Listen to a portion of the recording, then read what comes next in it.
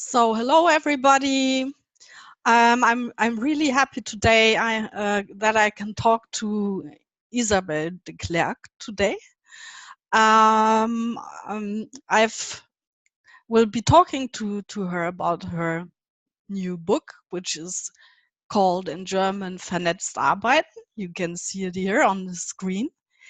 And Isabel calls herself a fire starter and a sparkle architect. And her favorite topics are social collaboration and knowledge sharing in online communities. So Indeed. yeah, so Isabel, I met you actually. I bought your book. I found out about your book a couple of months ago. I bought it and I was really amazed. It was amazing to read it. And I think the topic we're talking about today is in Germany. It's very important right now. Everybody is discussing about it. Yeah. And so I read your book and then I asked a question on Twitter. So that's how we met, and we went on to have a dialogue on LinkedIn, and then I asked you for this interview. Yeah. So So I think it is yeah. it is a beautiful example of the power of social technologies, Twitter and LinkedIn. It's a beautiful example of vernetzt arbeiten. So yeah, thank you for having me. That's right. So Isabel, tell us something about your book, actually, about vernetzt arbeiten. Why did you and your fellow authors, so you have a pool of authors also in the book, why did you actually decide to write it? Yeah. Well, you have to know, Mikey, that in the topic of social technologies, in fact, a lot of my favorite topics, they come together in that topic. And the first topic that I really love is the topic of language, the power of language, because language allows us to connect with people. And language also plays an important role in developing ourselves. So language has been one of my favorite topics, in fact, since I was a child. And a second topic that I really like is the topic of technology. And I was introduced to the power of technology in the 90s. So a long time ago, when I was working at the University of Ghent in a language center. And then we were working on the power of e-learning. And I remember that then we thought that e-learning was going to replace all classroom trainings, which of course is not true. So the topic of technology. And then also in this center, Maaike, I was a bit shocked by the lack of strong leadership. And I want you to tell you a story about it. So we were working on the topic of e-learning. And in the Netherlands, so I live in Belgium, but in the Netherlands, they had been working on that topic before Belgium. And in fact, I wanted to contact a professor who had been working on the topic for a couple of years. And I wanted to call that person. And it was not possible to do it. And I went to my boss and I said, I would like to contact that person. I would like to call him. And then my boss said, oh, because of your position in the organization chart, you are not allowed to call people in other countries. Can you imagine that? That was in 1995. It's not that long ago. So, and there I saw that bad leadership can in fact block access to information and to knowledge. So there I started to be intrigued by the topic of, leadership and development, and also self-leadership. And so this topic of self-leadership and technology and language and connections, it all comes together in social technologies. And then, in fact, I wanted to write the book in 2016, but I did not want to write it on myself because it's about social. So I understood that I had to bring different people together from all over the world. And in fact, I had been following a lot of people working on the topic since a couple of months and even a year. And so, for example, there is Damien Corbett. I had found him via Facebook, via a common connection on Facebook. There is Rita Zonius from Australia. I discovered her on Twitter. And so, in fact, the social media allowed me to connect with other people. And all of these people, well, we work together on the... So that's a bit like the genesis of the book. Great. Sounds like a great adventure and travel you had together also with your authors, like coming Yes, together. yes, Yeah. that was true. And in fact, the person who told me, Isabel, it is time to write a book. It is a guy I have met also on Facebook. So there is a lot to do about Facebook in a negative way. But if I would not have been on Facebook, if Facebook would not have connected me with this guy, maybe the book would not be there. So I like the power of connections of Yeah. people. Okay, great. So if we have a closer look at the contents of your book Vernetzt Arbeiten, um, social media, we know that has been here for 10 years now, even longer. But inside companies, this did not change very much. Mm-hmm. Only recently we see a huge movement on the rise inside of companies to adapt new tools and processes around digital communication. What is the reason for that, in your Yeah, opinion? yeah. When I was writing the book, I was also a bit surprised by the different behavior that we see inside organizations and outside organizations. And there is a chapter that I have written, it's chapter number 12. It's about barriers to knowledge sharing. And there I describe people, how they behave when they are in their personal life and how they behave when they come into the company. And you really see a huge difference between them.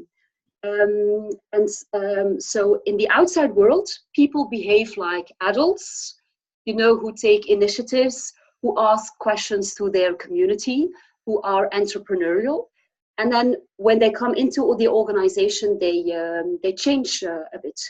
And so what I think is that I see organizations, big organizations, as a bit of rigid systems that are very difficult to change. And in fact, an organization is a bit like a body. And something new that has to be introduced is a bit seen by the body as a virus. And so the virus has to be attacked and has to be killed. And so organizations have this kind of immune system that attacks things that are new. Because, of course, we cannot forget that for an organization, stability and continuity is very important.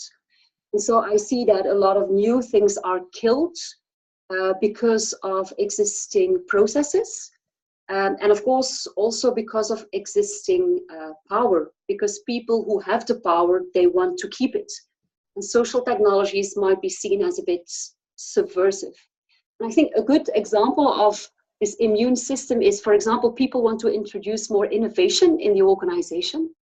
But then if all the business units have their own objectives to be achieved, then it's very difficult to realize innovation. So there are procedures inside the organization that are a kind of an immune system against new things.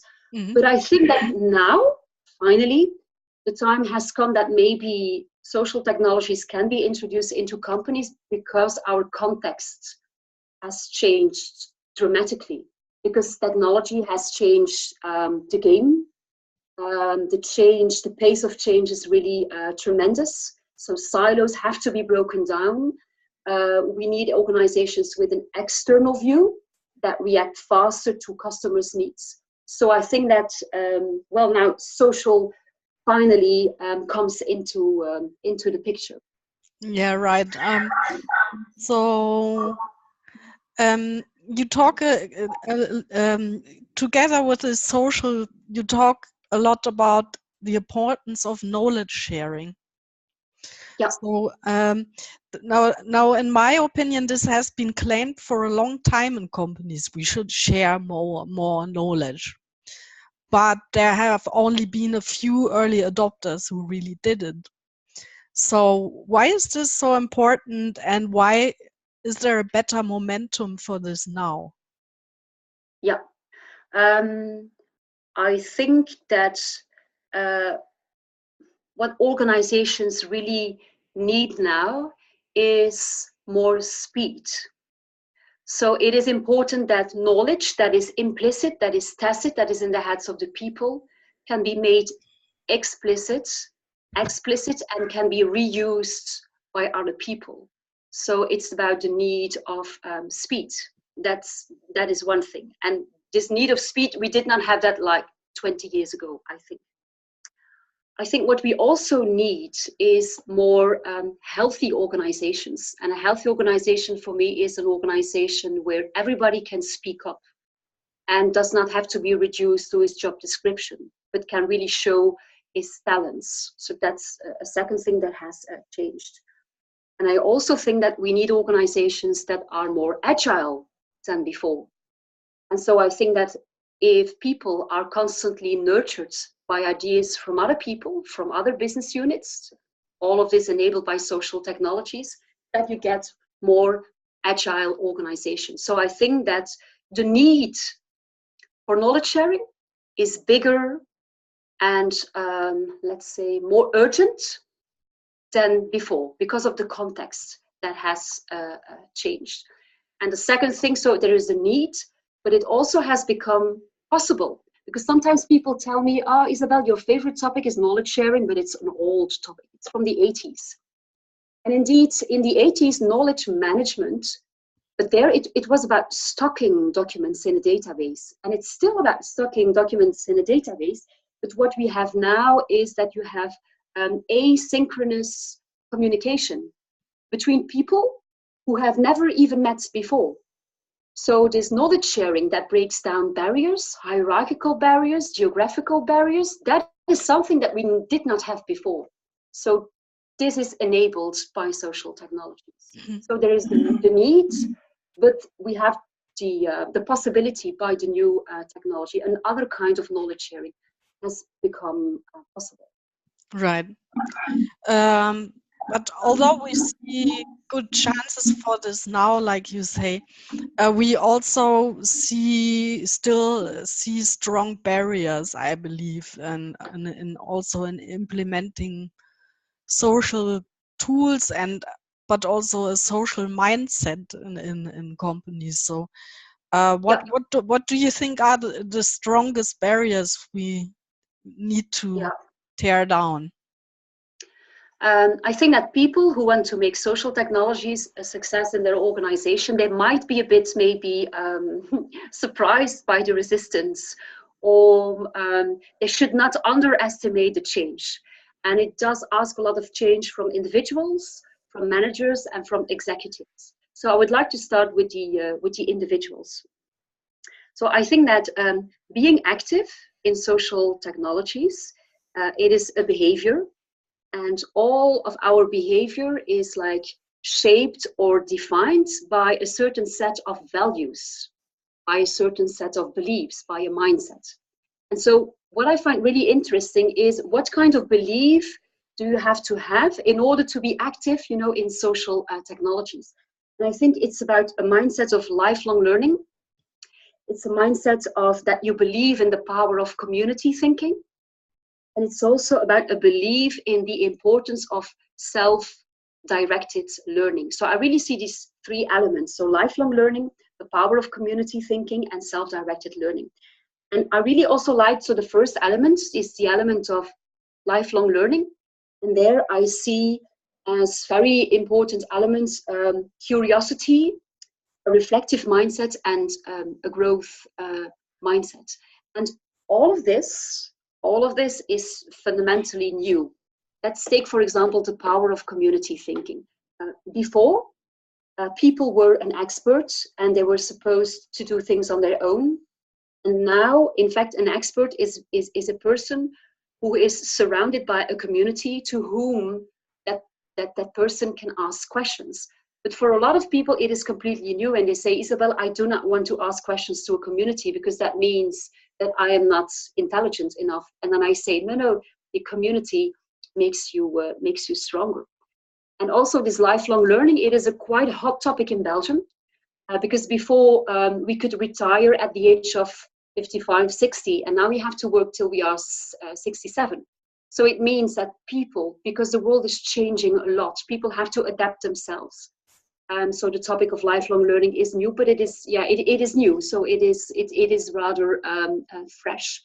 And also what I really like is this topic of reflective practice, because before you can start sharing your knowledge, you have to take the time for reflection.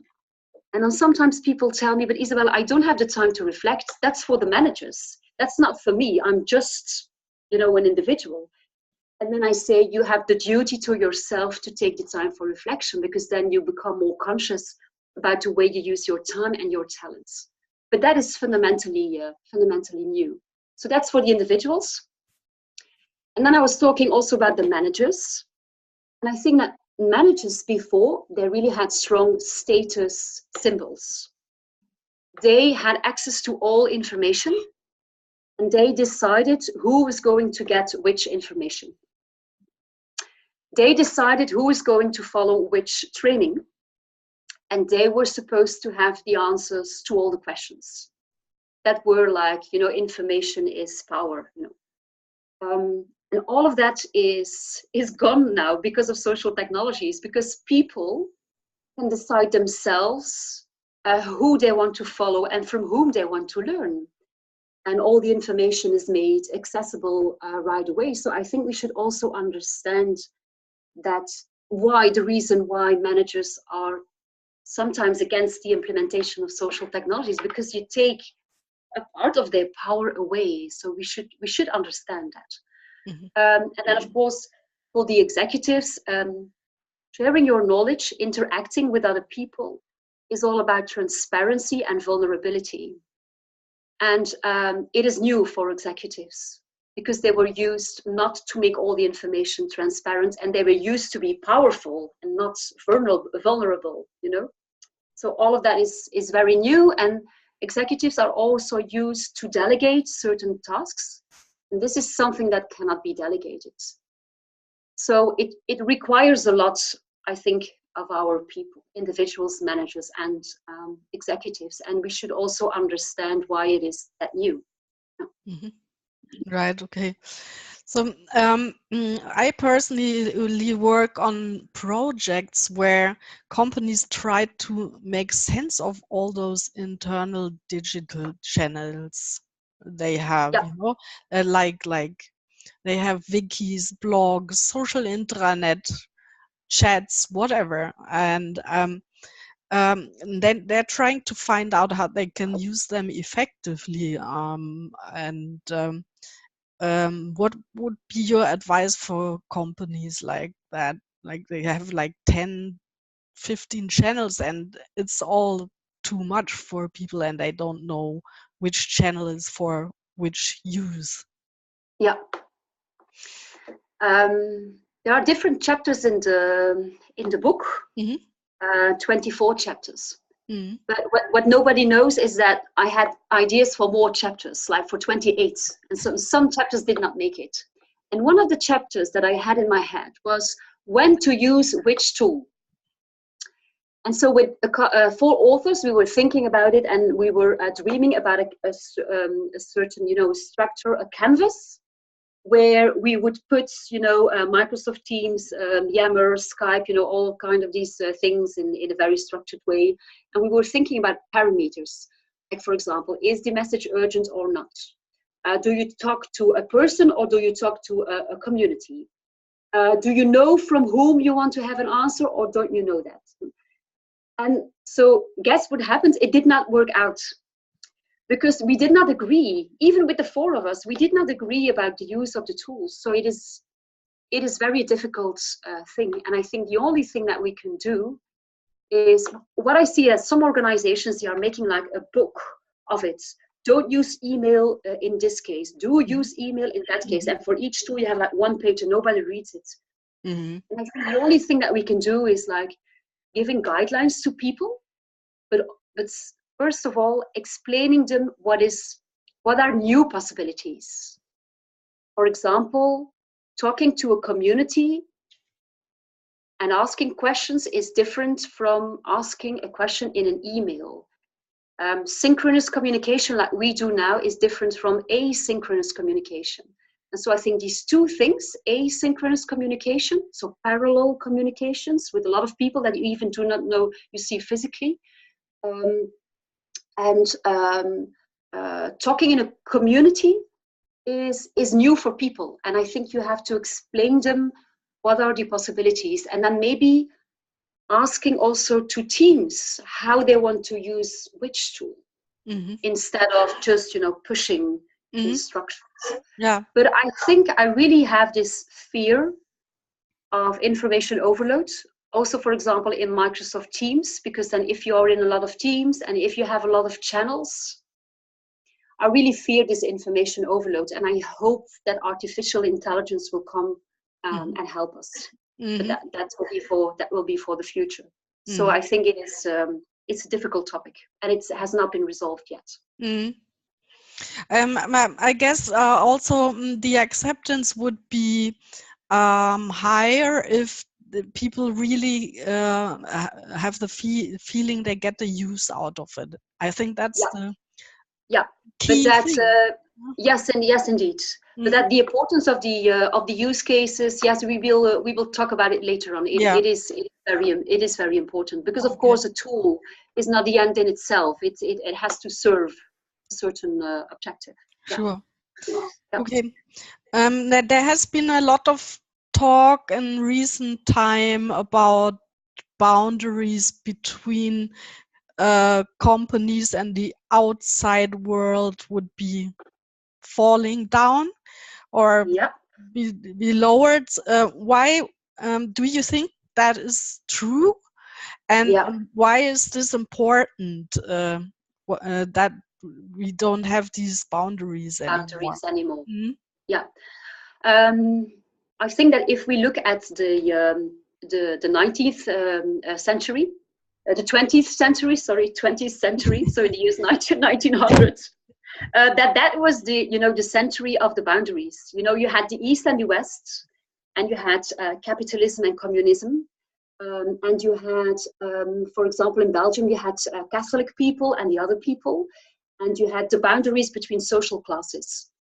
The boundaries also gave a kind of security. The world was rather easy to understand. And it is true that in this century, boundaries have not been taken down, but they are blurring. It's not that clear anymore, because you can go from one social class to another one. And for example, the boundary between your personal life and professional life is not that clear anymore. And for a lot of us, it is a problem. But boundaries are blurring, and I see the same indeed for organizations. And in fact, the person that mentioned the idea for the first time was Jack Welch. He used to be the CEO of General Electric. And in 1990, he talked about the boundaryless organization. And I really like that word. So he was dreaming about an organization that did not have boundaries inside, and did not have the boundary between the inside and the outside of the organization, what you were referring to. And of course, why do we need that? Because I think organizations should be aware of the fact that they are there to serve a customer. So there should be in a kind of an ecosystem with customers, but also with stakeholders. But that is very difficult for organizations, because they are really like inward looking. And because, as I said, they are like rigid systems that have an immune system against other things. Organizations think that they are like self-sufficient entities that can live on their own, but of course they cannot. So there should be like bridges to the outside world. And I did an experiment when I was still working for my former employee as Wolters Kluwer, and I set up a Yammer community with people from Wolters Kluwer, but also with competitors, with trainers, with customers. And I really liked it, because then you see that you are nurtured by other people's ideas. And you said, why is that important? If an organization does not have that external view, maybe you become alienated from the customer. You don't understand the customer anymore. And the second thing is that, being refreshed by new ideas is very important. And if you are not refreshed by the ideas of somebody else, your research and development becomes very incestuous. How do you say that? Incestuous. Yes, I don't like the word, but it is like that. Mm. So it becomes poor. You need to be inspired by other people, ideas that come from other people from outside the company. Mhm. Yeah. Yeah, I'm absolutely with you. So what about the leaders and the CEOs? Um, do we need a social CEOs for all Yeah. this stuff, or is it enough if PR persons take care of that Yeah, business? there is a lot of things going on now. I see that on LinkedIn and on Twitter about Mhm. CEOs taking up their role in outside social media. I have to say that is not my speciality, but one of the co-authors, Damien Corbett, comes from the United Kingdom, and he's writing now at this very moment a new book, and the name of the book is The Social CEO. So I see that the topic is very hot and will become even more important.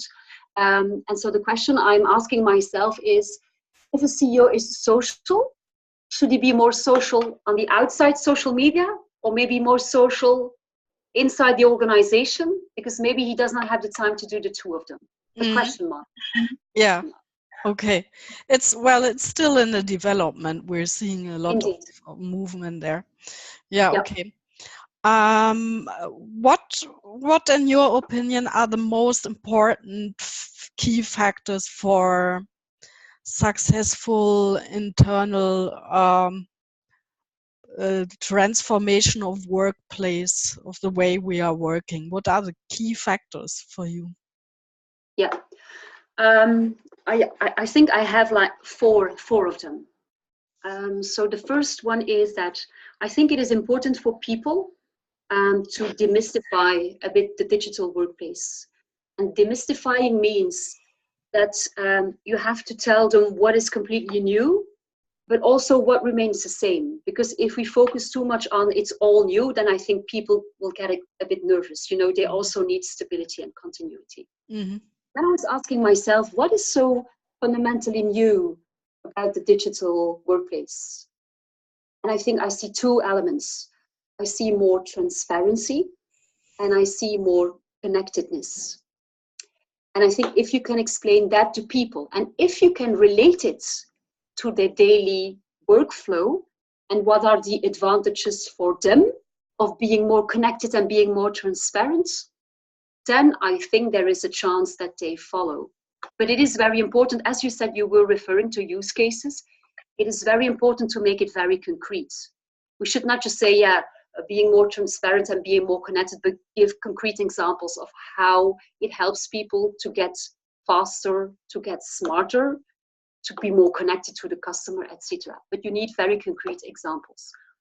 That's one thing. And also, so this change in behavior, it should be made very tangible. You know, like not just talking in abstract terms. It should be made very tangible and meaningful also for people. It should have a meaning.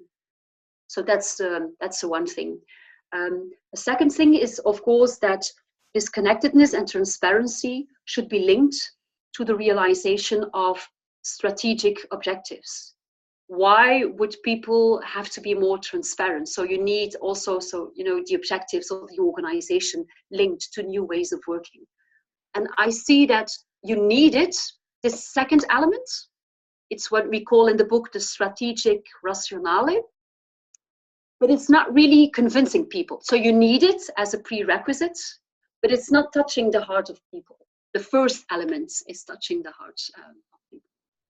And then a third element is that new behavior will only be adopted when there is a supportive environment. A supportive environment, it means that, for example, all the layers of the organization should set the example. So it means also the managers and also the executives. And people need training, I think a lot of training. And what people also need in this supportive environment is communication, ongoing communication of use cases. And I think that is really like the fourth element. It is a journey. You know, it is not like a project. It has a beginning, but in fact, it has no end.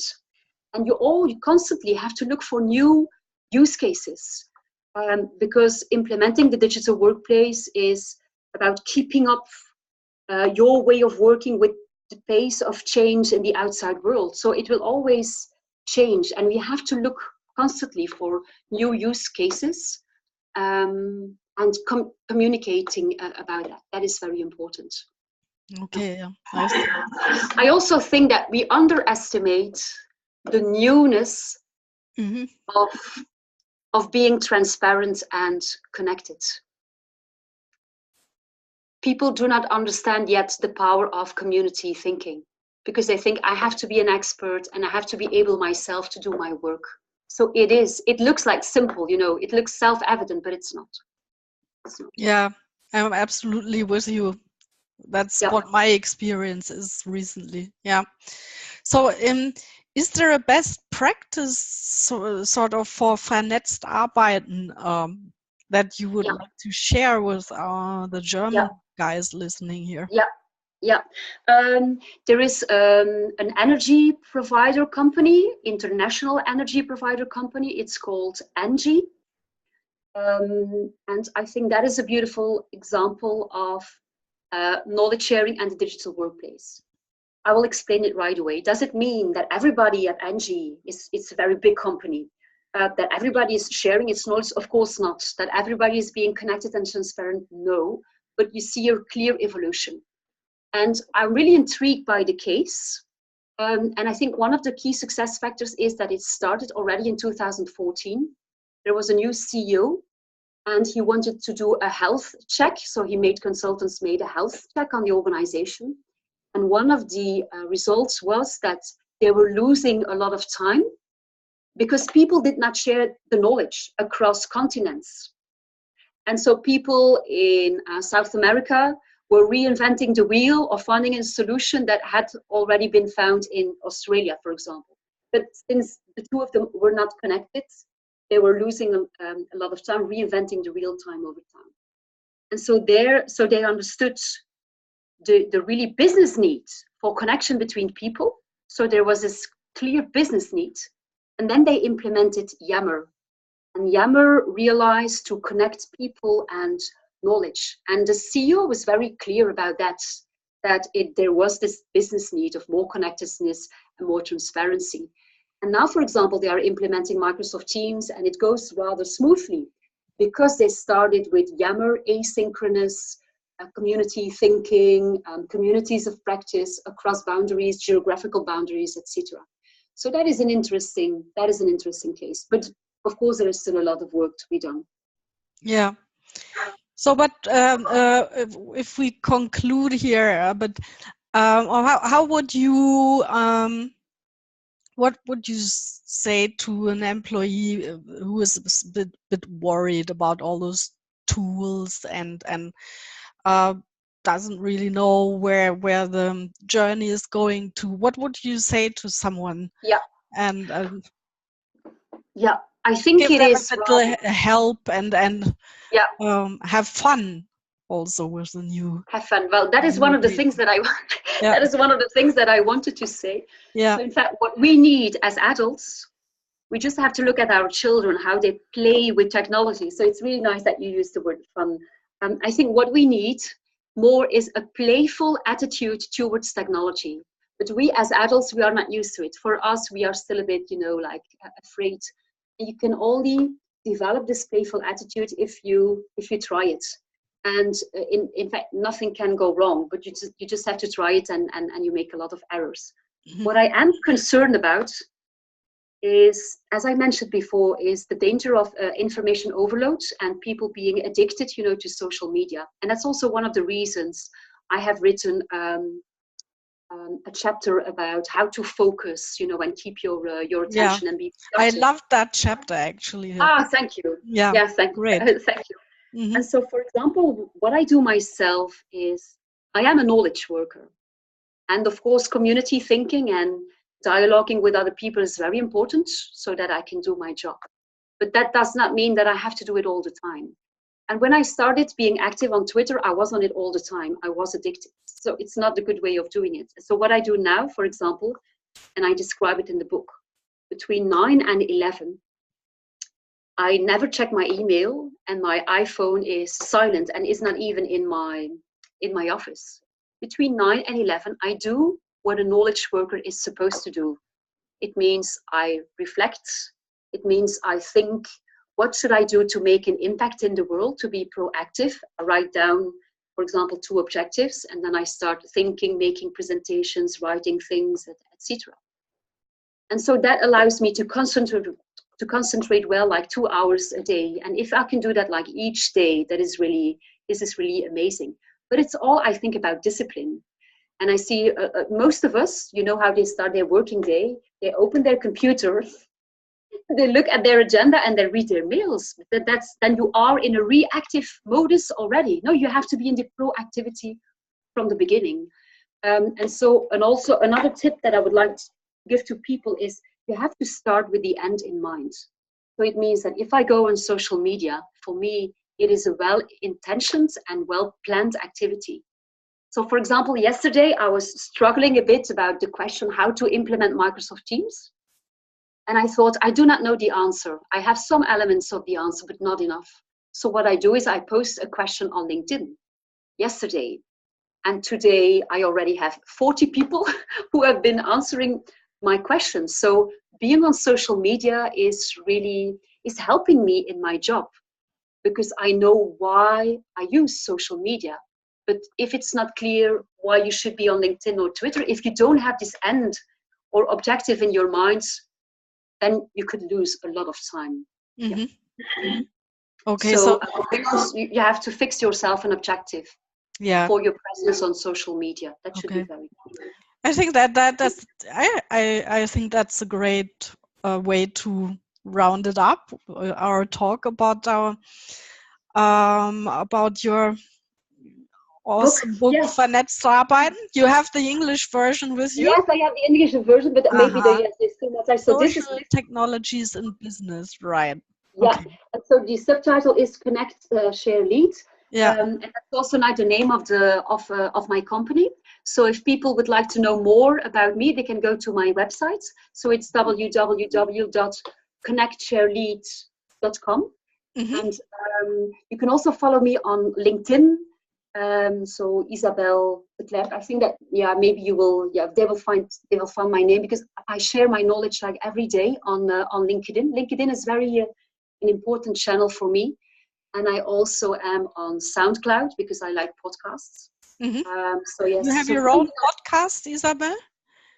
I have my own account on SoundCloud, and I have already registered 2 podcasts, and I really like the medium. Yeah, I really like it. So I have already 2 of them. Okay, great stuff, Isabel. Lovely to talk to you. Really, thank you very much. Amazing insights. And I wish you a lot of fun and success with what you're doing with your community, your customers, and say thank you very much. Yeah, so thank you very much, Maaike. I really liked also your questions and our preparation, and so thank you very much. Thank you. Bye-bye. Okay, bye-bye.